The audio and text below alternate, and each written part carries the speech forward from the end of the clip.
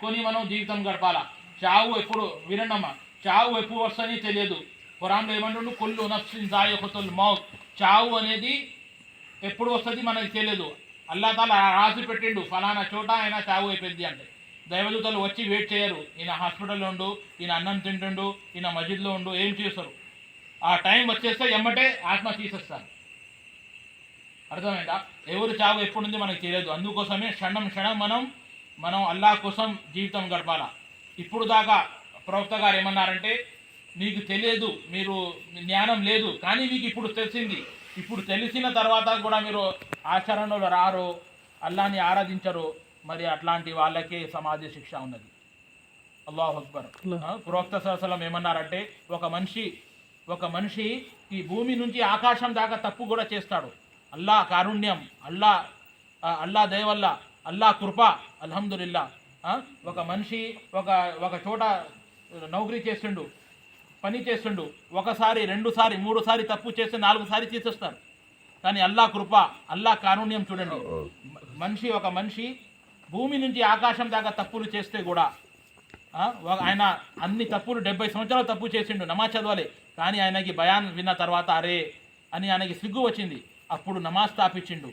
ఓ అల్లా నాకు క్షమాపణ చేయి అంటే, సుబ్హాన్ అల్లా, అల్లా కారుణ్యం, అల్లా కృప చూడండి. మీరు చేసిన 70 సంవత్సరాల పాపాలు అన్నీ క్షమించేస్తాడు. ఎంత గొప్పవాడండి అల్లా, ఎంత అల్లా కృప, ఎంత చూడండి, ఎంత కరుణామయుడు అల్లా సుబ్హానహు వ తఆలా. అట్లాంటి అల్లాని మనం వదిలుకొని ఏమేమో చేసుకుంటున్నాం, ఎటెటో వెళ్ళిపోతున్నాం సోదరులారా. కావున మనం ఏంటంటే ఉన్నంత కారం అల్హమ్దులిల్లా ఎప్పుడైనా ఇష్టమా పెడతారో ఎమ్మటే మీరు రాగలరు.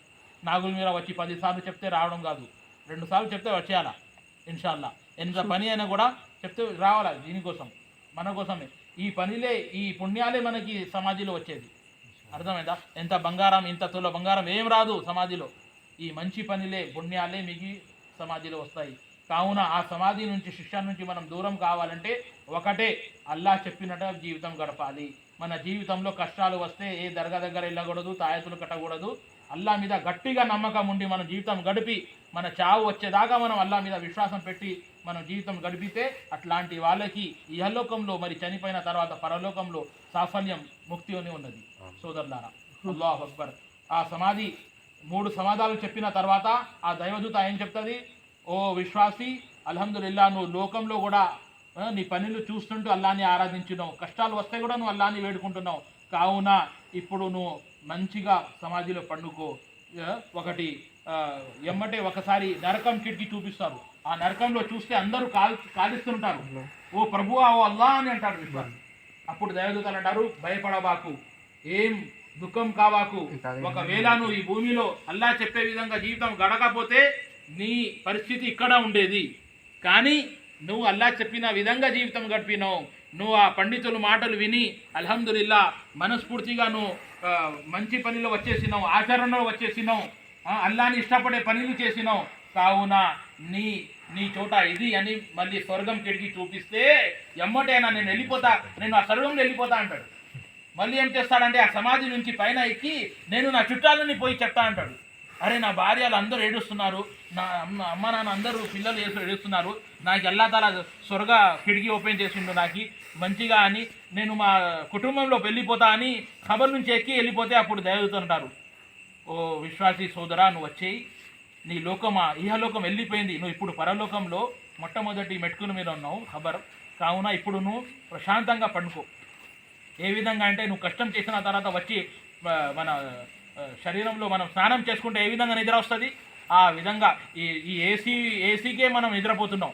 ఆ స్వర్గం గాలి ఎట్లా ఉంటుంది, సుబ్హానల్లాహ్, చల్లటి గాలి, స్వర్గం కిటికీ నుంచి చల్లటి గాలి వస్తుంది. ప్రళయం దాకా ప్రవక్త గారు ఏమన్నారు, ప్రళయం దాకా నీకు మంచిగా పండుకోవాలా. దీనివల్ల ఏమడుతుంది అనేది, ఒక విశ్వాసికి, ఒక మోమిన్కి ఈ లోకంలో మంచి పని చేయాలా, కష్టపడాలా, మంచి కష్టపడాలా. నిద్ర అనేది సమాధిలోనే, నిద్ర అనేది సమాధిలో. ఒక విశ్వాసి, మన సహాబులు అదే ఉద్దేశం. ఏ విధంగా వాళ్ళంతా ప్రయత్నిస్తేనే మన ఇండియాలో ఇస్లాం వచ్చింది. అర్థమైందా? వాళ్ళు అంతా ప్రయత్నిస్తే, త్యాగం చేస్తేనే ఇస్లాం వచ్చింది. కావున ఈ మాటలు మనం విని ఆచరించి ఇది మనం ఇతరులకు చెప్పాలా. చూడండి సోదరులారా, నేను ఒక చోట వెళ్ళిన ఎంత దుర్ఘటన విషయం ఏంటంటే, పాపం ఆయనకి ఒక కొడుకు ఒక అమ్మాయి. ఆ అమ్మాయి ఏంటంటే బీటెక్ చదివింది, బీటెక్ చదివి మంచి చదివించాడు, లాక్డౌన్లో మంచి చదివించాడు. ఏం చేసింది ఆమె, ఒక గైర్తోనే వెళ్ళిపోయింది. ఆయన పాపం నా దగ్గర వచ్చి ఆయన నాన్న ఏడ్చి ఏడ్చి అది మౌనంలో వెళ్ళిపోయిండు. అంటే అప్పుడు చెప్పిన, నేను చిన్నప్పటి నుంచి ఇస్లాం గురించి చెప్పలే ఆమెకి. ఒకవేళ చిన్నప్పటి నుంచే మనం ఇస్లాం గురించి చెప్తే అమ్మ నాన్న విలువ, అమ్మ నాన్నని ఏ విధంగా చూసుకోవాలా, అల్లా అంటే ఎవరు, మహాప్రవక్త ఎవరు, ఇస్లాం అంటే ఏంది, ఈమాన్ అంటే ఏంది, ఈ లోకం ఏంది, స్వర్గం అంటే ఏంది, నరకం ఏంది, అది అంతా చెప్తే అప్పుడు భయపడి ఉండేది. అరే నేను చేసిన తప్పు పని, ఎవరో అవిశ్వాసిని నేను పెళ్లి చేసుకోవాలైంది. పాపం ఆయన ఎప్పుడు కలిస్తే కూడా ఏడుస్తాడు. నేను చెప్పిన, ఏడవాకురా, నువ్వు ఒకసారి తీసుకెళ్దాం, పదం చెప్దాం, అల్లా కారుణ్యం, వాళ్ళ మనసులో అల్లా కారుణ్యం దిగితే వాళ్ళు ఇస్లాంలో వచ్చేస్తారని చెప్పిన. అందుకోసమే మనకి తెలియదు, ఒకవేళ మనం ఈ విధంగానే జీవితం గడిపితే మన సంతానం మనం దూరం చేసేస్తుంది. చూడండి, అన్ని మంచి పోషించి ఎంబీబీఎస్ డాక్టర్ చదివిస్తే ఏం చేశాడు, ఓల్డ్ ఏజ్లో పెట్టేసిండు, తల్లిదండ్రులని ముసలి దాంట్లోనే పెట్టేసిండు. అంత పెద్ద చదువు చదివించినాం కానీ ఇస్లాం నేర్పలేదు తెలుసా. అందుకోసమే ఇట్లాంటి సంఘటనలు జరుగుతున్నాయి. కావున ఇప్పుడు మీరు ఏం చేయాలంటే, ఇన్షాల్లా ప్రతి ఆదివారం ఇంకా మన గవర్నమెంట్ హాలిడేస్ ఉన్నప్పుడు నేను వస్తూ ఉంటా ఇక్కడ. మీ పిల్లల్ని మస్జిద్లో పంపండి, అరబీ, ఉర్దూ, కలమాలు, దువాలు అన్నీ నేర్పిస్తా ఇన్షాల్లా. అల్లాదే వల్ల నా కోసం కూడా దువేయండి. అల్లా తాలా మంచి ఆరోగ్యం ప్రసాదించుగాక. నేను చేసిన చిన్న చిన్న పనులను అమలు ప్రసాదించుగాక. ఇంకా అల్లాతో దువా చేస్తున్న, అల్లా తాలా నన్ను ఎక్కువ జ్ఞానం ప్రసాదించుగాక. అల్లాతో దువా చేస్తున్న, అల్లా తాలా మన అందరినీ కలిసిమెలిసి ఉండాలని అల్లాతో నేను దువా చేస్తున్నాను. అల్లా తాలా మన అందరినీ ఇస్లాం ఒక జ్ఞానం ప్రసాదించుగాక. అల్లా మన చిన్నప్పటి నుంచి అన్ని దువాలు మరి ఖురాన్ ఆయాతులు కంఠస్థం చేయుగాక. అల్లా తాలా మన అందరినీ ఈ ఉపవాసాలు, మిగతా ఉన్న ఉపవాసాలు అన్నీ ఉండాలని అల్లాతో నేను కోరుకుంటున్నాను. ఇన్షా అల్లా తాలా. సుబ్హానకల్లాహుమ్మ బిహమ్దిక్ అష్హదు అల్లా ఇలాహా ఇల్లా అంత అస్తగ్ఫిరుక వఅతూబు ఇలైక్. సోమవారం రాండి అందరం.